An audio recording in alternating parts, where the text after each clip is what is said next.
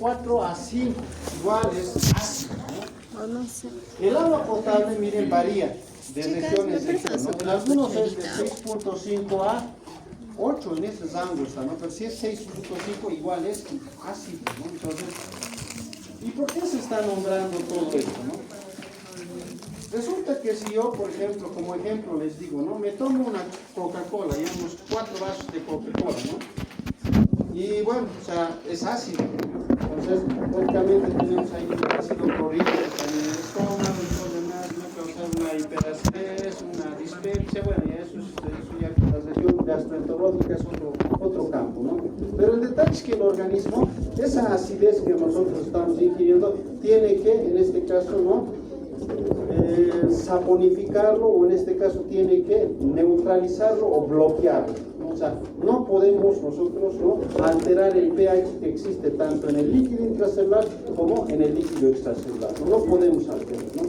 Y para eso necesitamos los amortiguadores, primero los amortiguadores, ¿no? Después viene lo que es la regulación respiratoria y después la regulación renal. Más que todo los amortiguadores, ¿no? Aquí tenemos, miren, secreciones ácidas, por ejemplo, miren la cavidad oral ácida, ¿no? La saliva entre ácido y ácido, ¿no? El estómago, miren, 1 a 3.5, ¿no? O sea, un ácido bastante, ¿no? Marcado, ¿no? El ayuno prácticamente puede ser en un lugar de 6, ¿no? La piel, miren, es ácida, por eso a veces recomiendan, ¿no? Un jabón neutro o jabón, en cierto modo, que no altere, ¿no? la acidez de la piel, porque si ustedes utilizan un jabón que va a alterar, muy alcalino, por decirlo así, van a tener en este caso tipos de dermatitis, ¿no? Lo mismo pasa en el cabello, un champú, ustedes, estoy seguro que tal vez nunca nadie ha buscado el pH del champú que utiliza. Obviamente, ¿no? O tal vez sí, no sé. Entonces, pero tiene que ser ácido, ¿no? Algunas secreciones, ¿no? En este caso, ¿no? El flujo vaginal, por ejemplo, ¿no? El sudor, el vómito, las heces, ¿no? Ácidas de igual manera, ¿no? Entonces, tiene que haber este equilibrio entre lo ácido y lo básico, ¿no? Yo les decía, miren, a uno de sus grupos les preguntaba, ¿no? Menciónenme 3 órganos que participan en la regulación del pH. Y bueno, bien, ¿no? Me han dicho pulmón, me han dicho riñón, ¿no?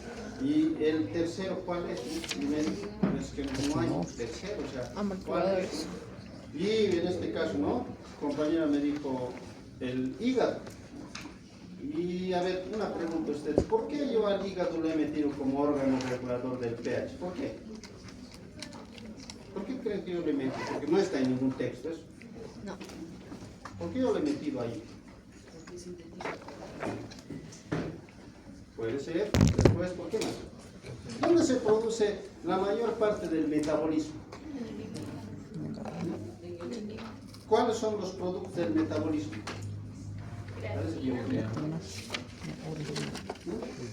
Cuando nosotros en este caso metabolizamos, bueno, glucólisis, gluconeogénesis, bueno, síntesis de ácidos grasos, ¿qué producimos aparte de sus productos, ¿no? Que es bioquímica y es producimos dióxido de carbono, Y no solamente eso, también el hígado puede, en este caso, ¿no? liberar hidrógeno, ¿no? Hidrógeno, dióxido de carbono, y estos dos elementos están pues, muy relacionados con la acidez, ¿no? Por ejemplo, a sus compañeros yo les decía, ¿no?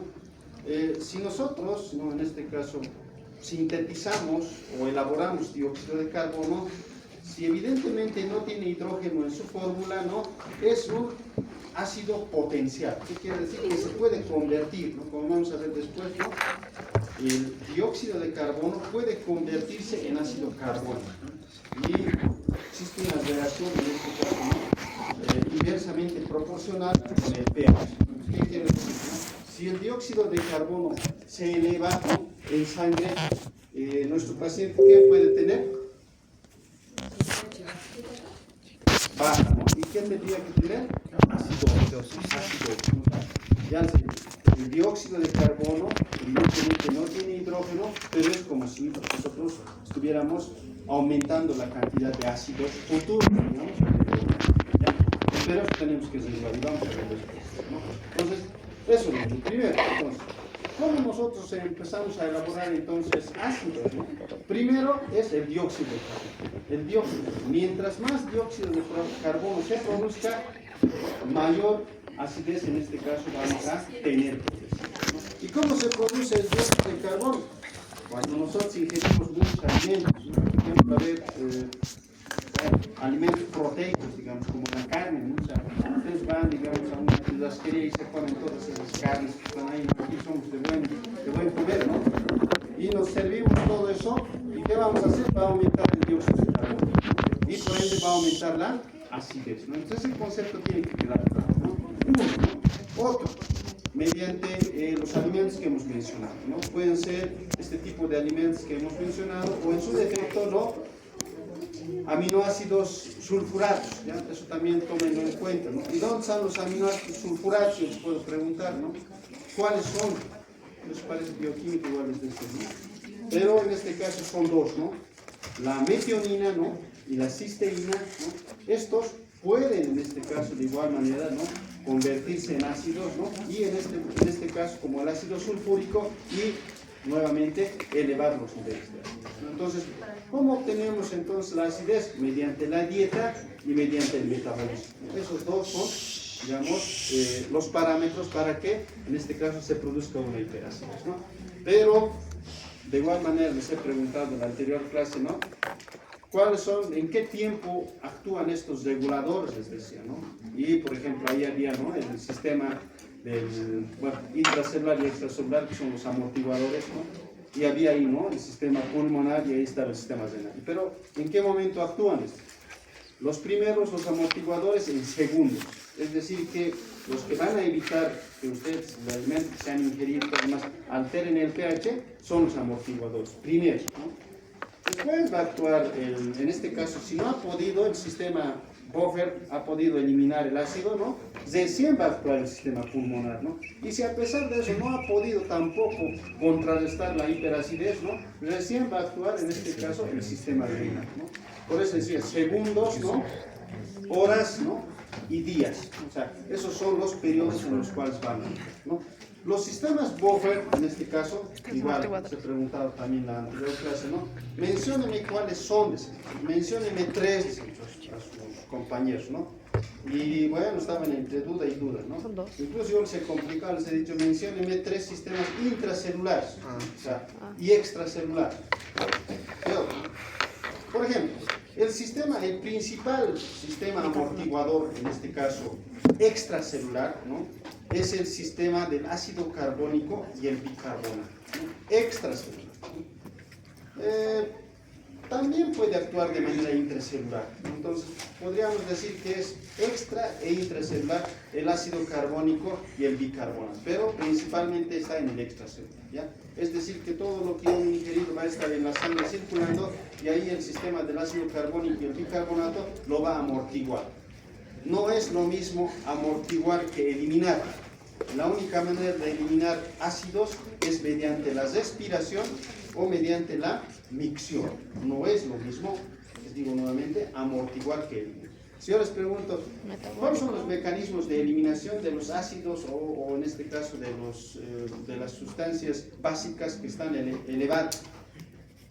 Solamente mediante la vía respiratoria y mediante la vía urinaria. Pero el sistema amortiguador, ¿qué hace? El sistema amortiguador lo único que hace, ¿no? En este caso, neutralizar, ¿no? O bloquear. No elimina, solamente neutraliza, ¿no? Entonces, bueno, les decía, el extracelular es el ácido fosfórico y el bicarbonato, ¿no? Los intracelulares, ¿cuáles son? ¿No? Tenemos ahí a los fosfatos, ¿no? Al sistema amortiguador fosfato y al sistema amortiguador de las proteínas, ¿no? Y dentro del sistema de las proteínas tenemos a la hemoglobina, ¿no? A ver, dice, ¿no? Su valor, creo que aquí está, vamos a colocar, dice, ¿no? Su valor del pH, aquí está, ¿no? 7.35 hemos dicho nosotros, así nos vamos a quedar, y 7.45, ¿no? En la sangre y en la sangre arterial y venosa, ¿será el mismo valor del pH? ¿O será diferente? Va a ser diferente. Ya, diferente o igual. ¿Quiénes votan por diferente? Por eso es bien votado. A ver, la sangre venosa tiene más dióxido de carbono o menos dióxido de carbono. Más. Y si tiene más dióxido de carbono, ¿cómo tendría que ser el pH? Ácido. Más ácido, Ya, es 7 nuevamente, puntos más. memorícense eso. La concentración de dióxido de carbono es inversamente proporcional al pH. Entiendan ese concepto. ¿Qué quiere decir? Si el dióxido de carbono se eleva, el pH cae. O sea, es inversamente proporcional. O sea, tienen que meterse sus cabezas. ¿Por qué? Porque de ustedes su paciente tiene neumonía, tiene septicemia, ¿no? Del que tiene neumonía, ¿no? Lógicamente que me va a tener que hablar de eso, ¿no? De cómo está su respiración, y he visto que tiene taquipnia, ¿no? Entonces me van a hablar de la regulación de, en este caso, por el sistema respiratorio.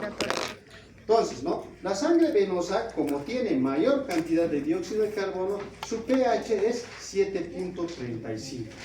¿Ya? En cambio de la sangre, como tiene la sangre arterial, no tiene cantidad elevada de dióxido de carbono, ¿no? Su valor es 7.4, 7.45. Ahora, en el líquido intracelular y en el líquido extracelular, ¿será lo mismo, el mismo pH? ¿Qué dice? No. Entonces, ¿qué pH tiene el intracelular y qué pH tiene el extracelular?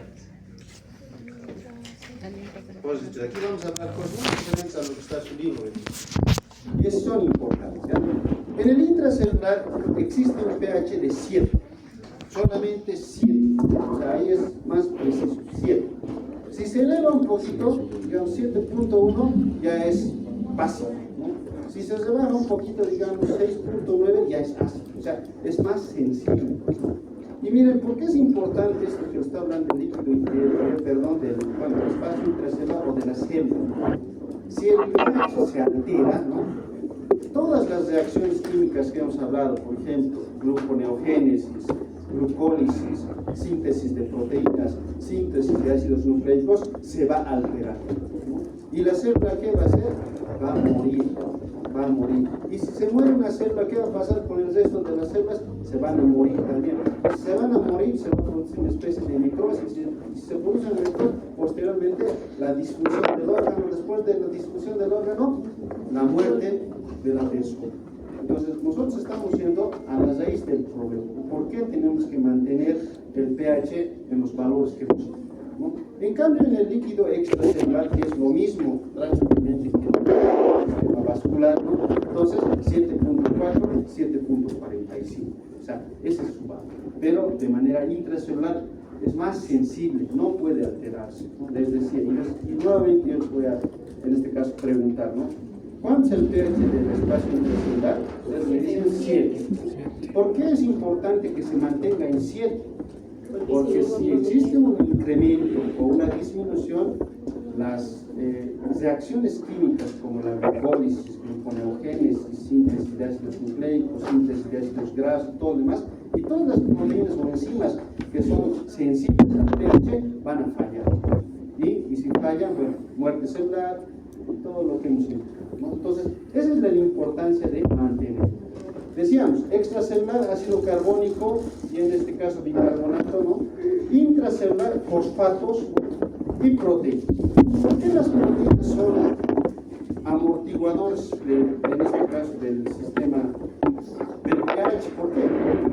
¿Qué tipo de carga tienen las proteínas? Negativa. ¿Qué es el hidrógeno? Es un catión, ¿no? En este caso es positivo, un protón o fotón, ¿no? Entonces, las proteínas, como son negativas, lo pueden atrapar. Un hidrógeno que está ahí libre, ¿no? Que está elevado en el líquido intracelular, ¿no? Lo va a agarrar y listo, lo neutraliza, se lo va a agarrar y ahí se quedó. Entonces, de esa manera, las proteínas, ¿no? En este caso, actúan regulando o neutralizándolas, ¿no? Cuando la célula esté, por decirlo así, muy alcalina, ¿no? Por decirlo así, lo va a liberar al hidrógeno para que aumente. Nuevamente, cuando ya se está incrementando, lo va a atrapar y así sucesivamente, ¿no? Las proteínas tienen esa función. ¿Dónde se encuentra la mayor cantidad de proteínas? ¿En el líquido intracelular o extracelular? En el intracelular. En del inter. Por eso es importante que estén ahí, ¿no? Porque atrapan hidrógeno. Al igual que la hemoglobina, vamos a ver después qué nos da la hemoglobina. ¿Qué es importante del pH? Tienen que memorizarse estos valores, porque después vamos a jugar con esto, ¿no? Sí o sí vamos a ver. Por ejemplo, las personas que tienen, no sé, neurología y lo demás, ¿no? Va a haber alteraciones de la presión de dióxido de carbono, va a haber alteraciones del pH, posiblemente del bicarbonato, ¿no? Y miren, saturación de oxígeno. Si su paciente tiene neumonía, lo primero que tienen que ver es cómo está su saturación de oxígeno, ¿no? Si en este caso está desviando, ¿ya? Pues esto es solamente como un recordatorio para que se memoricen los valores, ¿ya? Ustedes ya saben, ¿no? Ya prácticamente ya es nuestra segunda semana. Ya, entonces, amortiguadores químicos, ya vamos a ver cómo se van a memorizar. Extracelular, ácido carbónico, intracelular, fosfato, proteínas y hemoglobina, ¿no? Pulmonar, vamos a hablar después, actividad renal, ¿no? ¿Por qué nosotros llamamos, no? Ahí dice, ¿no? El término, ¿no? Ácido débil y ácido fuerte. ¿Por qué los llamamos así? ¿Por qué esta denominación, no? Los ácidos fuertes, ¿no? Son quienes pueden liberar ácido, son los que liberan hidrógeno en mayor cantidad. Un ejemplo del ácido fuerte, el ácido clorhídrico, ¿no? El ácido clorhídrico es, que les digo, uno que puede liberar, ¿no? Mayor cantidad de hidrógeno y puede en este caso elevar el pH, ¿no? Un ejemplo de ácido débil, el ácido carbónico. Porque el ácido carbónico libera su hidrógeno, pero cuando requerimos en este caso que se vuelva alcalino o ácido, no, nuevamente lo vuelve a captar. No libera, lo capta, lo captan, entonces es débil. El ácido carbónico es débil, ¿no? Un ejemplo en este caso de base, en este caso débil, el bicarbonato. Igual, ¿no? Atrapa un hidrógeno, se convierte en ácido carbónico. Libera un hidrógeno, se convierte en carbono. O sea, es débil, ¿no? Otro fuerte en este caso, ¿no? El hidroxilo, ¿no? El hidroxilo es una base fuerte, ¿no? Igual puede producir mayor cantidad de bases, ¿ya? Más importante, extracelular, como dice, el sistema bicarbonato y ácido carbónico, ¿no? A ver, veamos esta imagen. Bueno, esto lo vamos a ver y les preguntaron a sus compañeros, por ejemplo, ¿en qué células encontramos la enzima anidrasa carbónica? ¿En qué células? ¿Dónde encontramos? Ya, el nivel de los alveolos pulmonares, ya, después. En los riñones. Ya, muy bien, pero específicamente en dónde, a mí me gusta específico. Ya, en las células del túbulo controlador proximal, después, ¿dónde? ¿Dónde más encontramos anidrasa carbónica? En el eritrocito, ¿ya? En el eritrocito.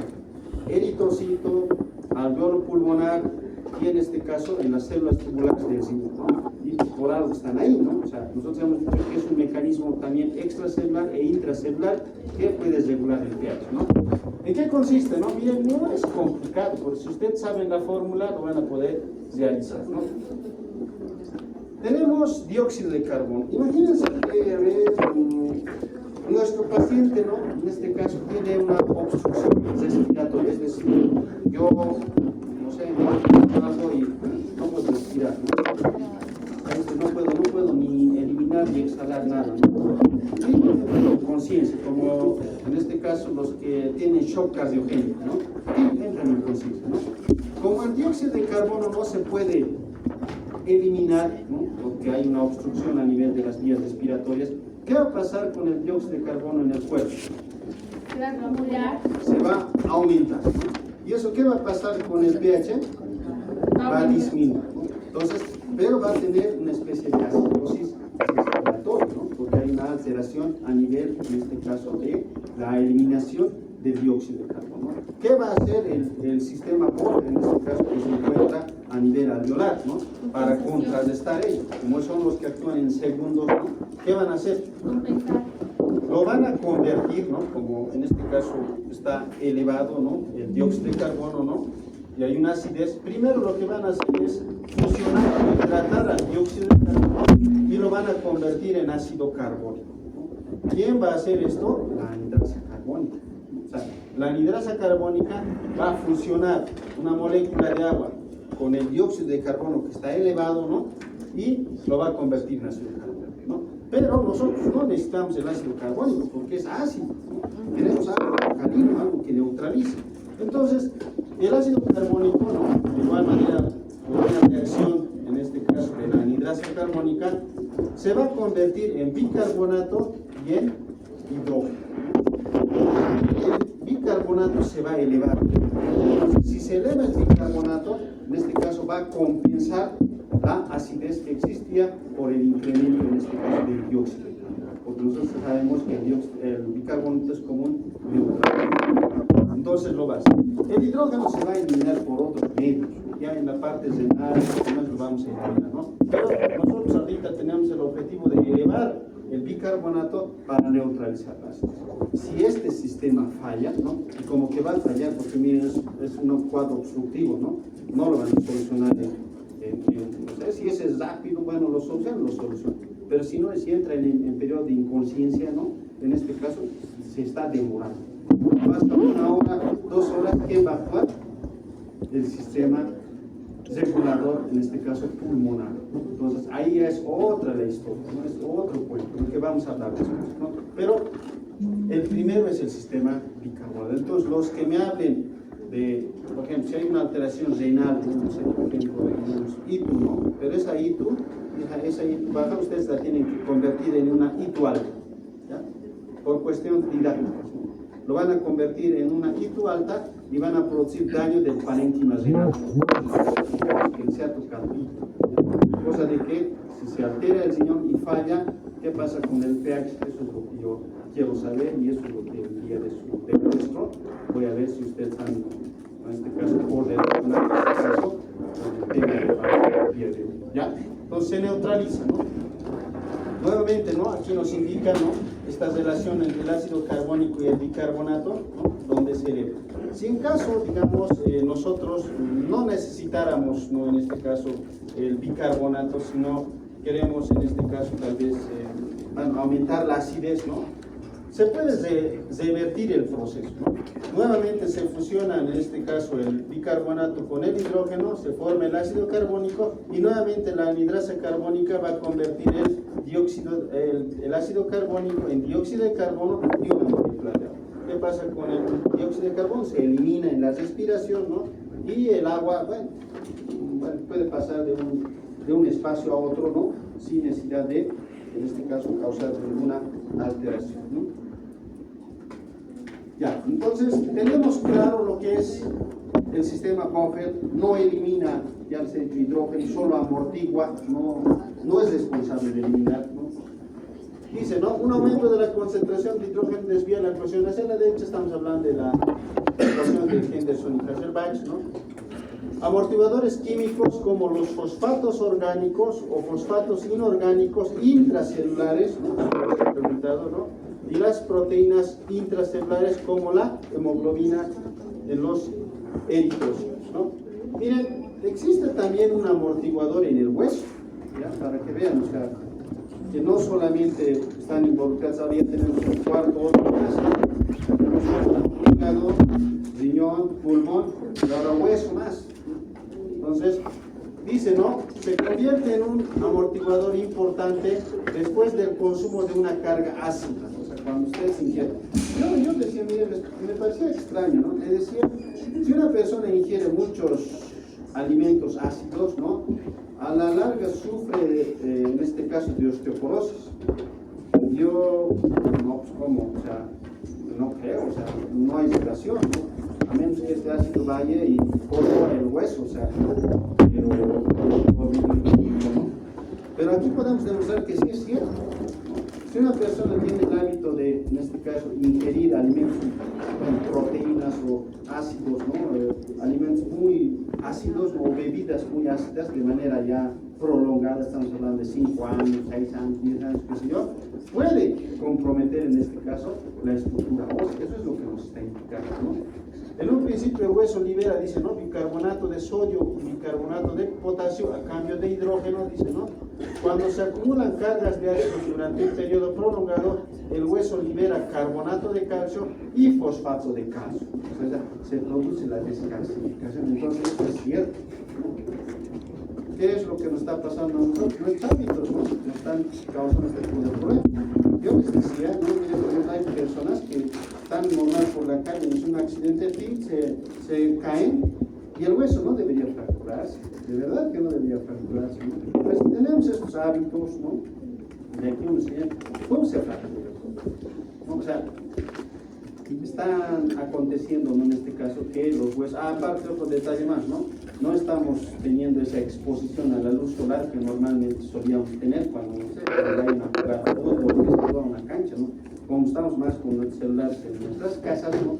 No nos exponemos a esto y también existe cierta debilidad. Más sumado a nuestra dieta, o sea, ya, ¿no? O sea, osteoporosis, después de los 50 o antes, ya tal vez antes de los 40, ya con osteoporosis, ¿no?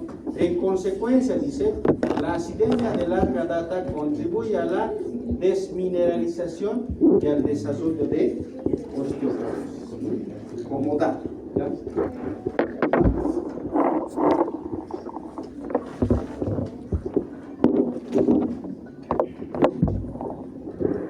¿Ya? ¿Cómo funciona el sistema amortiguador de fosfato que hemos dicho que es lo mismo, pero en este caso, ¿qué se va a formar? Fosfato y ácido fosfórico, ¿no? El ácido fosfórico es parte, en este caso también, ¿no? De, en este caso, el citoplasma, ¿no? O el líquido intracelular, ¿no? Lo mismo, pero si digamos no se necesita esto, ¿no? Y más bien se quiere, en este caso, neutralizar, se va a convertir nuevamente en fosfato y en una molécula de agua. O sea, lo único que hacen ellos es captar, ¿no? En este caso, hidrógeno o ceder hidrógeno, ¿no? En un momento yo les preguntaba a sus compañeros, ¿cuál es el concepto de ácido? Y ahí pensaban, ¿no? Entonces, les decía, ¿no? Sustancia capaz de ceder o liberar hidrógeno, ¿no? Entonces eso es lo que son los buffer. Los buffer tienen un ácido y un básico, los dos, ¿no? Entonces pueden ceder, ¿no? Pero así también como ceden, pueden captar. Ceden y captan. Entonces, en esa función, y eso nos demuestra, en este caso, el sistema fosfórico, ¿ya? En el eritrocito van a ver cómo se produce esto. Y los que hagan del aparato respiratorio, igual esto tienen que explicar, ¿no? Miren el dióxido de carbono, que en este caso se encuentra en la parte venosa, perdón, ¿no? Entonces, una vez que se produce la hematosis o la difusión de gases, ¿no? ¿Qué es lo que pasa con el dióxido de carbono? El dióxido de carbono va a ingresar, en este caso, al eritrocito, ¿no? Y miren, se va a hidratar o se va a fusionar nuevamente con la molécula de agua. Y se va a formar el ácido se va a formar el bicarbonato con el hidrógeno, ¿no? Pero previamente se forma el ácido carbónico, ¿no? Entonces, gracias a qué enzima, a la anidrasa carbónica. Aquí está, tiene que fusionarse, formar el ácido carbónico se convierte en bicarbonato e hidrógeno, ¿no? Miren, aquí está el hidrógeno, lo dejamos ahí, ¿no? Aquí está el bicarbonato, ¿no? El dióxido de carbono se une a la hemoglobina, ¿no? Y en este caso, ¿no? Con el oxígeno se va a producir ese intercambio. La hemoglobina capta lo que es el dióxido de carbono y en este caso libera el oxígeno, ¿no? El oxígeno se va a la sangre ya, lo que es la parte arterial, ¿no? Pero miren, ¿qué es lo que pasa con la hemoglobina? La hemoglobina, ¿no? En este caso va a tomar el hidrógeno que hace un momento se ha liberado, ¿no? Para, en este caso, neutralizar, ¿no? Para, en este caso, bloquear, ¿no? Entonces, al momento de que se produce la hematosis o la difusión de gases, ¿no? La hemoglobina actúa como una especie de captadora de hidrógeno, ¿no? Nosotros hemos visto que ahí se produce bicarbonato de hidrógeno, ese hidrógeno está suelto, está aumentando el pH del eritrocito, pero para neutralizar la hemoglobina lo atrapa, ¿no? Y así se produce la neutralización del exceso de hidrógeno producto del dióxido de carbono, ¿ya? Vamos a la parte respiratoria. Ya. Entonces, nuevamente les repito, para entender esto, si uno está complicado, ¿no? Lo único que nosotros tenemos que entender es que la concentración, ¿no? En este caso de presión parcial del dióxido de carbono, ¿no? El valor es inversamente proporcional al pH. Nuevamente, si el dióxido de carbono está elevado, ¿qué pasa con el pH? Cae, o sea, cae, ¿no? No pasa lo mismo con el bicarbonato, ¿no? Que es, digamos, proporcional. Si el bicarbonato se eleva, el pH se eleva, ¿no? Si el bicarbonato cae, el pH cae. Esto es la relación proporcional y la relación inversamente proporcional, ¿ya? ¿Qué es lo que pasa? Les decía cuando existe una obstrucción, por ejemplo, neumonía, ¿ya? ¿Qué es lo que pasa en la neumonía, no? Se produce el foco neumónico, ¿no? En este caso un poco de condensación, ¿no? ¿Y qué es lo que pasa con esto, no? Esas secreciones mucosas, mucopurulentas, qué sé yo, empiezan a acumularse en los alveolos, ¿no? Entonces eso altera la difusión de gases, ¿no? ¿Quiénes se van a ver comprometidos ahí primero? El eritrocito. Entonces los que hacen neumonía, cualquiera de sus pacientes que tengan neumonía, le van a hablar de la regulación del pH, ¿no? Por el, en este caso, por el amortiguador del eritrocito, ¿no? Y después la regulación respiratoria. No ha podido el eritrocito, no han podido los sistemas bloquear, recién actúa, ¿no? ¿Cómo actúa, no? Entonces, la concentración de dióxido de carbono en este caso, ¿no? Está relacionado justamente con, en este caso, la respiración o la eliminación del dióxido de carbono, ¿no? Cuando detecta que el dióxido de carbono está elevado, ¿no? Lo que hace, ¿no? En este caso es verificar que existe un incremento de hidrogeniones.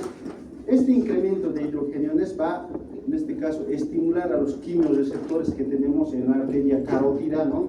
Y también en el callado de la aorta. Los va a estimular. Y una vez que se estimule, este va a mandar una orden al centro respiratorio. ¿Dónde encontramos el centro respiratorio? ¿En qué parte está? ¿No? ¿En qué parte del cerebro? ¿No? ¿En qué parte? El cerebro es grande. El cerebro es parte del sistema nervioso central, pero ¿dónde está el centro respiratorio? Es decir, le dan ahí y la persona muere. En el centro. ¿Cómo matan a los animales, pues? ¿Mm? Ya, pero ¿qué se llama ese lugar? Anatómicamente. Tronco. En el bulbo raquídeo. En el bulbo raquídeo está el centro respiratorio. Entonces, los quimiorreceptores van a detectar que existe un incremento de hidrogeniones, ¿no? Y van a mandar la señal al centro respiratorio. El centro respiratorio, como en este caso mecanismo de defensa, ¿qué es lo que va a hacer? Va a producir un aumento, primero, de la frecuencia respiratoria. ¿Qué quiere decir eso? ¿Qué se llama cuando aumenta la frecuencia respiratoria? Taquipnea, ¿no? Pero no solamente eso, también va a aumentar la profundidad de la respiración. ¿Qué quiere decir? Que la persona va a respirar así, ¿no? Profundo, ¿no? Entonces, eso se llama taquisfigmia. Taquisfigmia y taquipnea. Los dos van a ser mecanismos complejos. Pero ¿qué es lo que quiere hacer la persona? ¿Por qué empieza a respirar así? ¿Qué es lo que quiere hacer? Compensar. Eliminar dióxido de carbono. La persona que está respirando, por ejemplo, si ustedes tienen su caso clínico, a ver, ¿cuál es lo normal de la frecuencia respiratoria?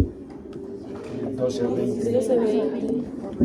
A veces ponen 24, ¿no? Pero si tienen 26, 28, 29, 30 en su frecuencia, entonces este paciente está haciendo un mecanismo compensatorio y me tienen que explicar su caso, ¿ya? Entonces, taquisfigmia, ¿no? Y taquipnea, esos dos, ¿no? En este caso, son mecanismos que utilizan para eliminar mayor dióxido. Si nosotros eliminamos dióxido de carbono, si disminuye el dióxido de carbono, ¿qué va a pasar con el pH? Y se va a tratar de neutralizar. Entonces, lo del pulmón no es tan complicado, ¿ya? Lo único que me tienen que decir es, cuando se produce un incremento de dióxido de carbono en la sangre, hipercapnia, ¿no? Este va a estimular a lo que es los quimiorreceptores que están en la arteria carótida y en el callado de la aorta, ¿no? Y estos van a mandar una orden al centro de la respiración, y este a su vez va a mandar una señal a lo que es el aumento de la frecuencia respiratoria y el aumento de la profundidad para evitar la compensación, en este caso, ¿no? Del incremento de dióxido de carbono. ¿ya? Entonces no es tan complicado, ¿no? La regulación pulmonar tiene varios minutos a horas, dice, ¿no? Este sistema tiene una eficacia entre 50 y 75% y no normaliza completamente el pH. O sea, por eso al final siempre se van a ver involucrados los riñones. A ver, vamos a ver una imagen. Ya, entonces aquí se trata de eliminar, en este caso, el dióxido de carbono, ¿no? Y también, miren, está involucrada la hemorragia. Nuevamente les repito, si su paciente tiene neumonía o tiene algún compromiso pulmonar, ¿no? Incluso los que tienen shock cardiogénico tienen que hablarle de este sistema. Les van a hablar del buffer, ¿no? O los amortiguadores intracelular y extracelular que hemos hablado, y van a hablar del sistema respiratorio, de la regulación respiratoria. ¿Ya? Ahora los que tienen ITU, ¿no? O más que todo compromiso renal, vamos a ver en esto.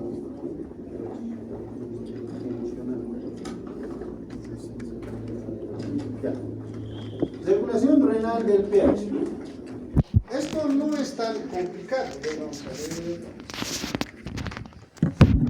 Ahora, algunas características. Vamos a ver arriba.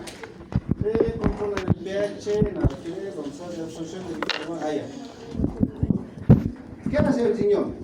El riñón solamente puede hacer dos cosas. Uno, eliminar hidrógeno si en el caso existe una hiperacidez o existe un aumento de los hidrogeniones, ¿no? Elimine. Si en este caso existe un aumento de las sustancias básicas, ¿no? Entonces, ¿qué hace? Elimina bicarbonato. El mecanismo compensatorio, ¿qué hace? Puede eliminar hidrógeno y puede retener bicarbonato, ¿no? Al revés, ¿no? Si digamos existen muchas sustancias básicas, va a eliminar, ¿no? Bicarbonato y va a producir retención de hidrógeno. O sea, solamente en el riñón esos dos elementos van a tomar parte de la jugada, ¿no? Hidrógeno y bicarbonato. Y es más fácil, o sea, si el cuerpo detecta en este caso mayor cantidad de hidrogenos, como hemos dicho, entonces lógicamente que va a botar hidrógeno, ¿no? Se va a eliminar, ¿no? Mediante los cotransportadores, ¿no? Hay un sistema que es contratransporte, donde se reabsorbe sodio y se elimina hidrógeno. O sea, se reabsorbe sodio y se elimina hidrógeno. Por ejemplo, en la parte de biología molecular, si ustedes han llevado transportadores, incluso existe la bomba de, en este caso, de hidrógeno, en lo que es en los lisosomas, ¿no? Contra su gradiente de concentración, el hidrógeno ingresa. Nosotros sabemos que en el lisosoma existen, ¿no? Hidrolasas, ¿no? Por algo se llaman hidrolasas, tienen hidrógeno. Entonces, contra su gradiente ingresa. Pero gracias a quién ingresa? A una bomba de hidrógeno que tiene el lisosoma. En sus exposiciones, bueno, de la anterior, que era conocencia, pero ahora si está relacionado con el sistema, ustedes pueden relacionar de esa manera, ¿no? Los transportadores de hidrógeno, ¿ya? Dice, ¿no? La exposición de bicarbonato es equivalente a la excreción de hidrógeno. Todo el bicarbonato en el suelo se filtra a medida que pasa a través del glomérulo, ¿no? ¿Dónde se reabsorbe el bicarbonato? Eso yo les había preguntado, ¿no? Igual, preguntas, ¿no? ¿Por qué siguen con esa de ejemplo? En el túbulo colector. ¿Cuál? Próxima. Prácticamente yo les he dicho, el 70 al 80% del bicarbonato se reabsorbe en el túbulo contorneado proximal, ¿no?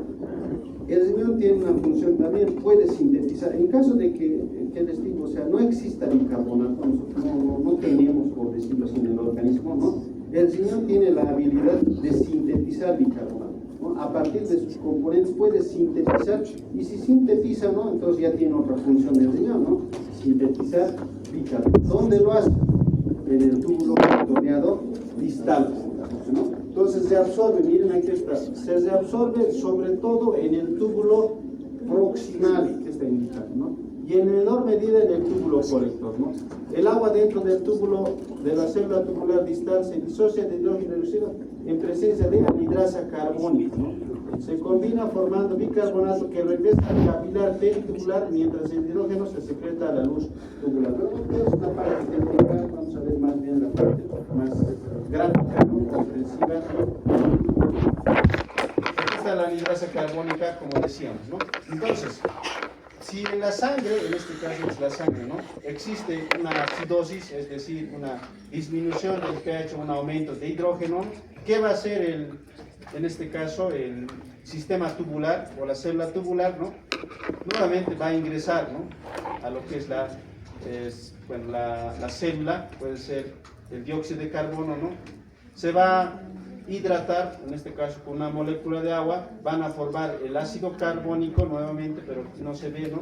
Ácido carbónico, este ácido carbónico se va a nuevamente convertir en bicarbonato y en hidrógeno, y el hidrógeno, miren, se va a eliminar por la luz tubular, les decía, por un contratransporte con el sodio.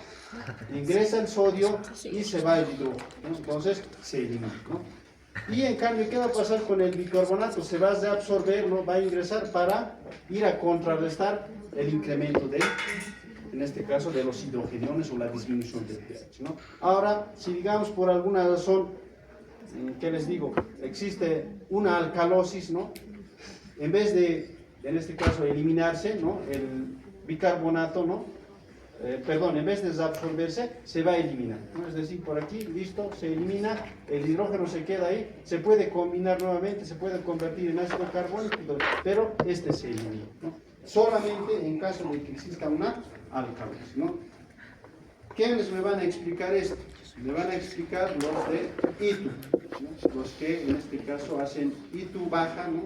Ya les he dicho, lo van a convertir en una pielonefritis, ¿no? Y en una septicemia por pielonefritis, y después ya, bueno, me van a explicar ese tema, ¿no? O un shock séptico, ¿no? Porque es más sencillo, como les decía, solo elimina hidrógeno y se absorbe bicarbonato, o elimina bicarbonato y se absorbe hidrógeno, o sea, no es tan complicado, ¿ya? A ver, ¿qué tenemos? Por último tenemos las alteraciones, ¿no? O las causas que producen, ¿no? Acidosis respiratoria, alcalosis respiratoria, acidosis respiratoria, mira, dicen cualquier obstrucción de las vías aéreas, se ha dicho, ¿no? A ver, igual a sus compañeros le decían, ¿no? Un paciente, por ejemplo, que, ¿ustedes saben qué son los barbitúricos? El fenobarbital. ¿Saben qué es el fenobarbital? A los niños o a los bebés que en este caso tienen hiperbilirubinemia, no nace un niño y en este caso amarillo, ¿no? Y su mamá, tiene hiperbilirubinemia, ¿ya? Y nosotros, cuando es ya grave, ¿no? Porque eso, ¿saben cómo lo resolvemos? Lo exponemos a la luz solar, ¿no? Para que en este caso se degrade esa molécula y en este caso se elimine, ¿no? Pero si no funciona, ¿no? Nosotros le damos fenobarbital, ¿ya? Un barbitúrico, ¿no? Se puede utilizar como una especie de depresor del sistema nervioso central, ¿ya? También les decía, ¿no? Una de sus compañeras, ¿el alcohol qué es? ¿Es depresor o es, en este caso, estimulador del sistema nervioso central? Parece estimulador, ¿no? Porque todos son, pero es depresor. Entonces, yo me pongo el ejemplo de una persona que ingiere bebidas alcohólicas y a su vez por eso se toma un barbitúrico, ¿ya? O yo le coloco, ¿no? En botitos un barbitúrico y lo plancho, ¿ya? ¿Qué tipo de acidosis va a tener esta persona? Si se deprime el centro respiratorio. ¿Qué tipo de acidosis? Entonces ya acidosis. ¿Qué tipo de acidosis? Si no puedes respirar. Respiratorio. O sea, yo, por ejemplo, a ver qué pasa, ¿no? Algunas personas viajan, últimamente esto ha pasado, ¿no? Están viajando y se están dopando. Y están despertando algo, ¿no? Se han robado sus puestos, especialmente en La Paz, creo, ¿no? Ya son 15 personas, ¿no? ¿Qué han sufrido las personas? Depresión del sistema nervioso central. Entonces, con su, creo que tiene igual epidemiología, ¿no? Con su asignatura de vigilancia epidemiológica pueden llevar el número de pacientes que se está incrementando tanto, las personas dopadas, por decirlo así, que causan depresión respiratoria. Eso amerita una investigación, ¿no? Pero eso ya es parte de epidemiología, ¿no? Fracturas en las costillas, dice, ¿no? Los que sufren TEC, o traumatismo encefalocraniano, ¿no? Sobredosis de fármacos opioides como el fenobarbital, que les decía, ¿no? Shock hipovolémico, miren, alcalosis respiratoria, shock hipovolémico, dolor o ansiedad, ¿no? Acidosis metabólica, shock hipovolémico, shock cardiogénico, o sea, los que tienen shock cardiogénico, ¿no? Estarán pensando, ¿no? ¿Cómo lo van a solucionar, no? Insuficiencia renal aguda, ¿no? Los que tienen ITU, les he dicho, ¿no? Fármacos, ¿no? En el caso de las alcoholes, solo en caso de vómitos o aspiraciones nasogástricas, ¿no? Doctor, una consulta, ¿los hiperuronitas es un sistema nervioso? Sí, es depresión. No, Al igual. lo típico de la Sí, perfecto. Yo les he hecho un ejemplo. Les he dicho que si aumenta el dióxido de carbono se llama hipercapnia y es, en este caso, detectado por los quimiorreceptores, ¿no? Estos mandan una señal al centro respiratorio, ¿no? Pero imagínense, va a mandar la señal al centro respiratorio, pero el centro respiratorio está inhibido, ¿no? No funciona. Entonces, no se va a producir un aumento de la frecuencia respiratoria y el dióxido de carbono se va a seguir elevando. Y entonces, ya les he dicho, igual, va a entrar en una especie de acidosis respiratoria nuestro caso. ¿Ya? ¿Comprendido? ¿O alguna duda? ¿Nada? Saben lo que tienen que hacer de su caso clínico, ¿no? Saben también lo que ahora yo les voy a, en este caso, preguntar, ¿no? Miren, yo he visto algo, ¿no? A mí me agrada su forma de trabajo, me agrada, porque ustedes son bastante analíticos, ¿no? Y eso es lo que nosotros queremos, que analicen, ¿no? No tanto que en este caso sea teórico, ¿no? Por eso yo no hablo mucho de conceptos, ¿no? Y tampoco hablo mucho de fórmulas, ¿no? Porque al final esto es lo que... Ahora la pregunta es, digamos, si estos sistemas fallan, ¿cuál en realidad, qué es lo que va a pasar con el organismo? ¿Cuál es la alteración que hay? Si no regulamos ni con los buffers, ni con el sistema respiratorio, ni con este caso, con la parte renal, ¿no? Va a haber una alteración de dos electrolitos, por eso cada vez les molesto, ¿no? Con los electrolitos, ¿no? ¿Cuáles son esos? El sodio y el potasio. Y aunque no crean, ¿no? Producir a un paciente hipernatremia o hipercalemia es fatal, ¿no? A uno de sus compañeros les decía, o sea, hacer que una persona recupere los valores normales del potasio, o en este caso del sodio, es fregar, son cationes. Y para eso, ¿qué tienen que saber? Sus valores normales. ¿Cuánto es el valor del sodio? Lo vamos a dejar en algo fijo, ¿ya? 142 miliequivalentes por litro. Puede ser, como dice su compañero, menos tal vez, o 145, 135, pero nosotros lo vamos a fijar en 142 miliequivalentes por litro, ¿ya? ¿Cuánto es del potasio? 3.5. Eso va a ser más fácil, ¿saben por qué? pH, ¿cuánto es? 7.35 a 7.45, ¿no? Presión del dióxido de carbono, ¿cuánto es? 35 a 45 milímetros de mercurio, ¿no? Potasio, ¿cuánto es? 3.5 a 4.5 miliequivalentes. O sea, los tres tienen algo en común, ¿no? Estamos hablando de 3.5 o 35 o 45 o 4. Para que ustedes se memoricen, solamente agarren esos tres valores, ¿no? Si se incrementa el potasio, ¿no? A ver, 5, digamos, 5.5, tenemos hipercalemia, ¿no? Si se eleva el sodio por encima de, bueno, ¿qué les digo? 140, 250, digamos, ¿no? Tenemos hipernatremia, ¿no? Y ahí viene lo que es también el anión GAP, ¿no? Porque el anión GAP mide justamente estas concentraciones, mide en este caso el sodio, ¿no? Mide lo que es la parte del cloro, mide lo que es el bicarbonato, ¿no? Van a revisar en este caso, ¿no? En el informe, pero cuando nosotros pedimos en este caso una gasometría arterial, ¿no? Nos reporta y si es GAP positivo o GAP negativo alguno, ¿no? Pero ustedes van a investigar por qué se llama GAP positivo, ¿no? O GAP elevado, ¿no? ¿Cuál es el valor del anión GAP? Que prácticamente es lo único que nos faltaría, ¿no? Para comprender de manera más completa esto de la reducción, ¿ya? ¿Dudas, preguntas? Todo claro, ¿no? Trabajen en sus casos clínicos, cualquier pregunta me llaman, yo les voy a explicar. Dime. A ver, hacemos. Necesito mucho.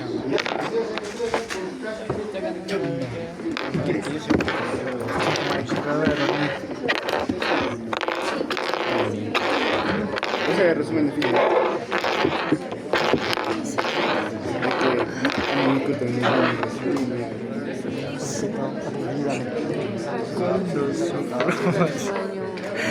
pero todavía tengo que desgrabar.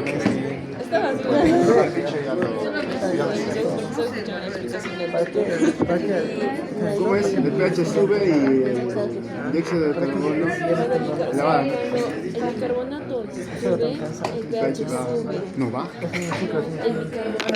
Ah, sí, directamente proporcional. El bicarbonato, en el dióxido de carbono es muy distinto. Cuando en el dióxido de carbono aumenta el pH. ¿Qué puede dar? ¿Qué puede dar? Una acidosis.